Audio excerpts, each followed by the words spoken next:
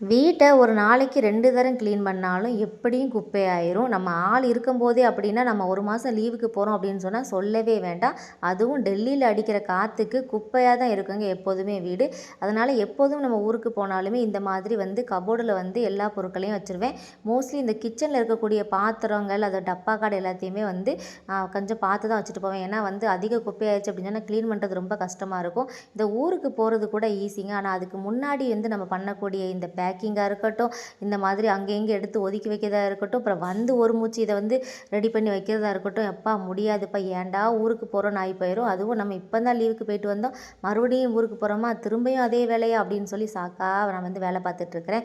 சரி என்ன பண்ணுறது, இந்த பாத்திரங்கள் எல்லாத்தையும் எடுத்துக்கொண்டு கிச்சனில் இருந்து பக்கத்து ரூமில் கொண்டு வச்சுட்டு, அதுக்கப்புறம் எல்லா வேலையும் பேக்கிங் பண்ணணும். இன்னும் ஃப்ரிட்ஜை திறந்து பார்க்கல, அதில் என்னெல்லாம் இருக்குமோ தெரியலை. அதையும் க்ளீன் பண்ணிவிட்டு அப்புறம் அடுத்தடுத்த வீடியோவில் சொல்கிறேன். இந்த வீடியோக்கு ஒரு லைக் பண்ணிக்கோங்க.